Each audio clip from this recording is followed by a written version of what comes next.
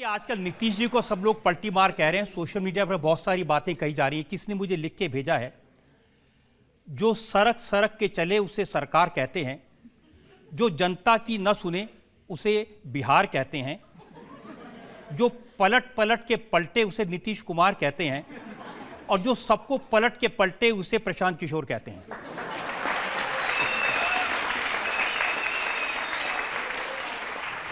लोगों का नज़रिया है, उसका सम्मान है, डेमोक्रेसी है। अगर लोग ऐसा समझते हैं तो मुझे अपने आचार विचार व्यवहार काम में और बेहतरी करने की ज़रूरत है। ये आरजेडी के एक लीडर ने मुझे कहा, उन्होंने कहा कि नीतीश कुमार को पलटी मारना तो प्रशांत किशोर ने सिखाया, वो उन्हें लेके आए थे हमारे पास।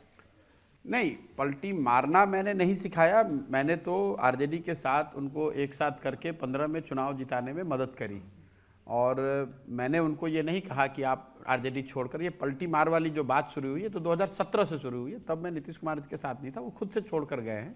देखिए, नीतीश कुमार पलटू मार हैं या उन्होंने पलटी मारी है, ये बात तो सर्वविदित है, इस पर कुछ बहुत टीका टिप्पणी करने की जरूरत नहीं है।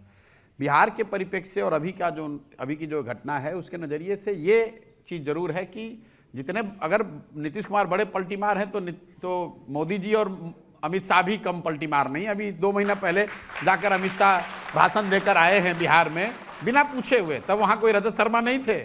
खुद से स्टेज पर खड़ा होकर कहा बिहार के एक एक आदमी सुन लो, नीतीश के लिए दरवाजे बंद हैं। तो हम एक जोक हमें भी लोगों ने भेजा है कि अमित शाह ने दरवाजा तो ठीक बंद किया था, सिर्फ चिटकिनी लगाना भूल गए थे इसलिए नीतीश कुमार फिर वापस आ गए।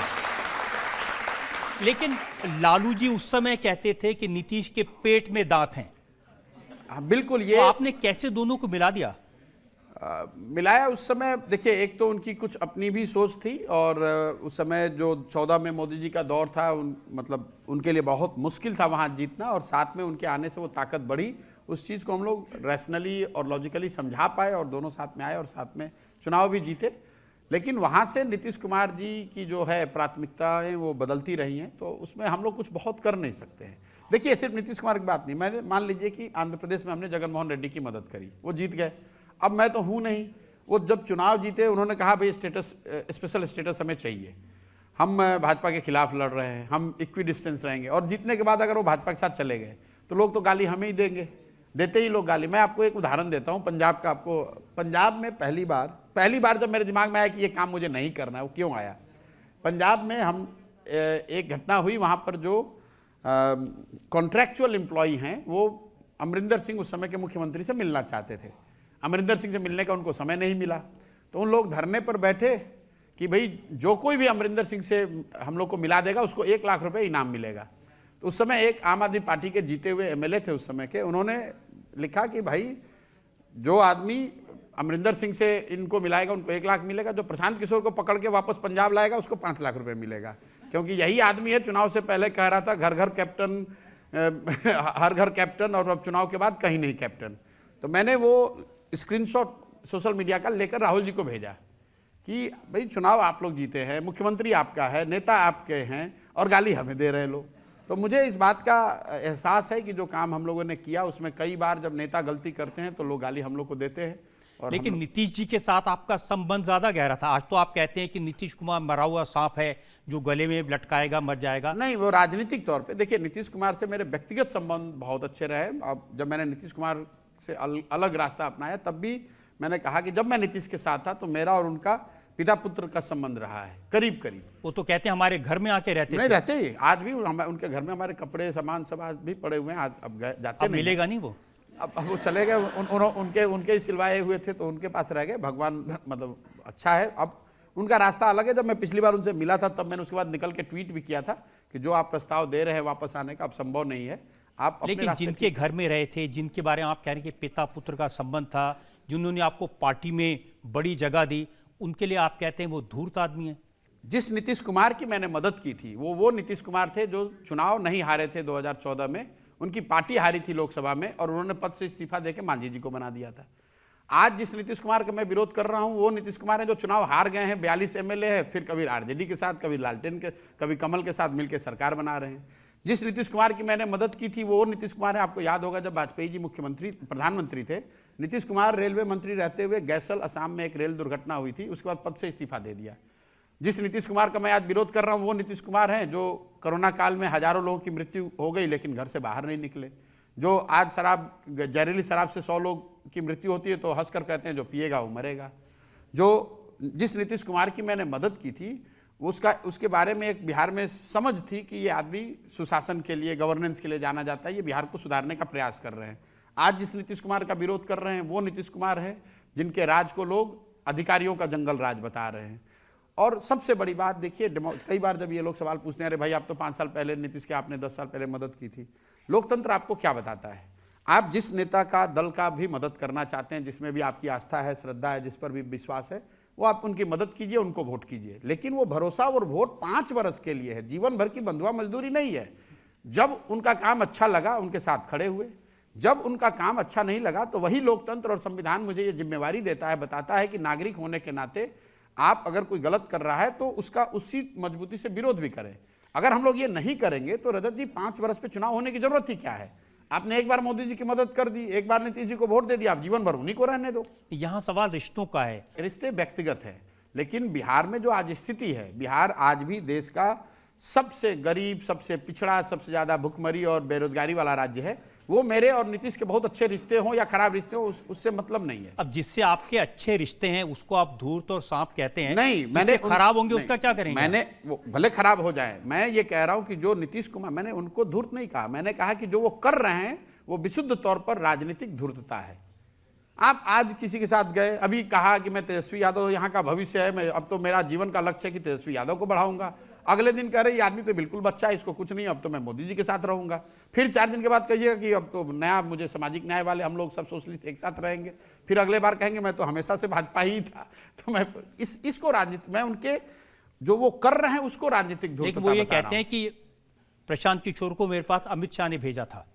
अब देखिए नीतीश को, जब आप हमको कैसे अमित शाह भेजेंगे? मैं तो अमित शाह के खिलाफ 2014-15 में जब मैं नीतीश कुमार की मदद कर रहा था तब तो अमित शाह के खिलाफ लड़ रहा था, तो अमित शाह ने खुद से भेजा नीतीश कुमार के पास और नीतीश कुमार ने मुझे अपने घर में जगह दे दी। तो ये नीतीश कुमार की समझदारी दिखाता है कि कितने बड़े बेवकूफ आदमी हैं।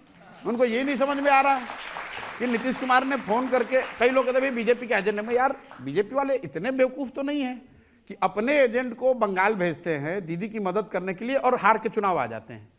तो पहले ये तय कर लो यार भाई कि किसका एजेंट बता रहे हो। अगर भाई हमारी समझदारी चाहे हो ना हो, मोदी शाह की राजनीतिक समझदारी पर तो किसी को डाउट नहीं है।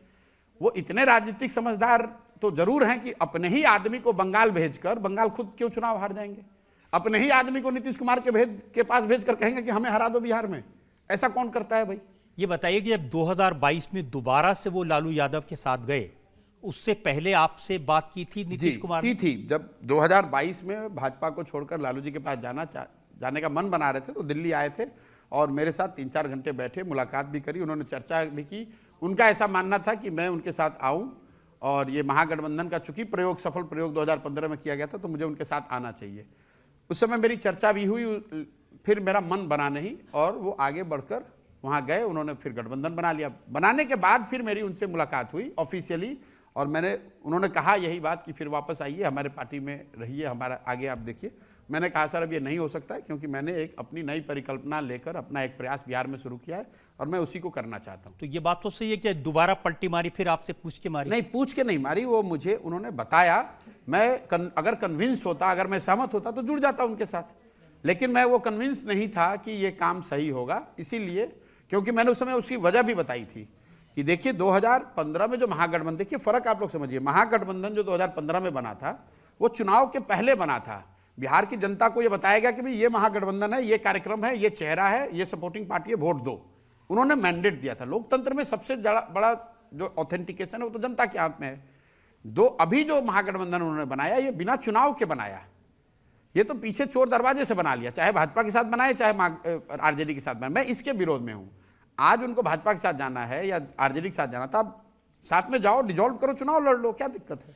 लेकिन प्रशांत जी अब लेकिन नीतीश बाबू का तो ये सिस्टम बन गया है कि लोग कहते हैं कि दोनों ही पॉकेट में 2 लिखते हैं लेटर, एक में इस्तीफा और एक में नए मुख्यमंत्री का शपथ। और ये स्क्रिप्ट इतनी बार प्ले कर दिया गया है कि मतलब गए, इस्तीफा दिया और 3 घंटे के बाद फिर आके शपथ ले लिया। 9वीं बार एक ही आदमी शपथ ले रहा है। किसने लिखा है कि जितनी क्लास तक तेजस्वी यादव पढ़े हैं उतनी बार वो शपथ ले चुके हैं? जी, नहीं, लिखने वाले तो ये लिखा है कि तेजस्वी जी 9वीं क्लास भी नहीं पास हो गए, कम से कम 9 बार। ये तो 9 बार तो मुख्यमंत्री की शपथ ले चुके हैं नीतीश कुमार। लेकिन इस बार जो उन्होंने पलटी मारी है, किसी को पता नहीं था? सबको पता था। मैं आपको, आप मेरे जितने भी वक्तव्य वहां मैंने मीडिया को दिए हैं, आपको पता था, ये मैं पूछ रहा हूं। बाकी जेपी के लोगों को, वो तो उनका विरोध कर रहे थे, कुछ कुछ उनके बारे में कह रहे थे, लेकिन आपने कई महीने पहले ये कह दिया था। जी बिल्कुल कह दिया था। और अभी आपको एक और बात कह देता हूं कि अगला विधानसभा का चुनाव होने से पहले आज जो राजनीतिक फॉर्मेशन बिहार में है, ये फॉर्मेशन रहेगा नहीं। या तो नीतीश कुमार खुद छोड़ के फिर कहीं चले जाएंगे, फिर पलटी मारेंगे। आज के जिस फॉर्मेशन में नहीं रहेंगे, या बीजेपी उनको हटा देगी लोकसभा के बाद। नीतीश कुमार के चेहरे पर, Nitish Kumar as a declared face of Bihar, CM face, इस पर चुनाव नहीं होगा। मुझे नहीं लगता है कि भाजपा के लोगों की राजनीतिक समझदारी इतनी कम है, क्योंकि उनको मालूम है कि जो आदमी भी नीतीश कुमार को चेहरा बनाकर चुनाव लड़ेगा, नीतीश तो डूबेंगे डूबेंगे, वो पूरी नाव ही डूब जाएगी। इसलिए वो होना, इसमें देखिए कई लोग, आप जो कह रहे हैं, ऐसा नहीं कि मुझे कोई अंदर से खबर है, ये तो राजनीतिक विश्लेषण का मामला है। मैं पीछे 8 महीने से इसलिए कह रहा हूं क्योंकि मैं जानता हूं कि नीतीश कुमार और आरजेडी साथ में चल नहीं सकते हैं। दूसरा, मैं ये जान रहा हूं कि अगर वो साथ में लड़ेंगे तो लोकसभा में बड़ी हार होगी। आप जरा ये देखो, मैं क्यों 7 महीने से कह रहा था, अगर लोकसभा में वो आरजेडी के साथ लड़ते तो मैंने पब्लिकली कहा कि इनको 5 सीट भी नहीं आएगी।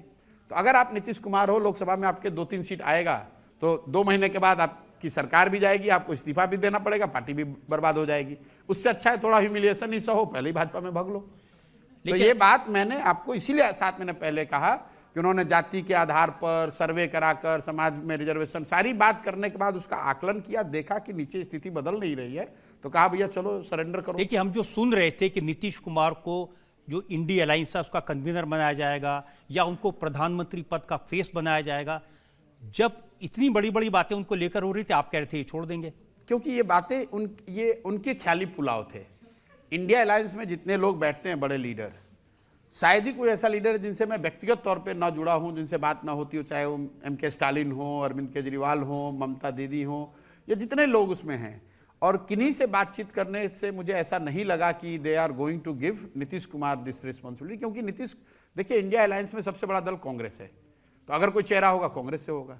अगर कांग्रेस से नहीं होगा तो दूसरा दल TMC है, वहां से होगा। तीसरा सबसे बड़ा दल DMK है। तो नीतीश कुमार को किस आधार पर चेहरा बना दिया जाएगा? मतलब ये लॉजिक की बात, ये तो उनके मन के ख्याली पुलाव थे कि भाई मुझे बना दिया जाए, किस आधार पर?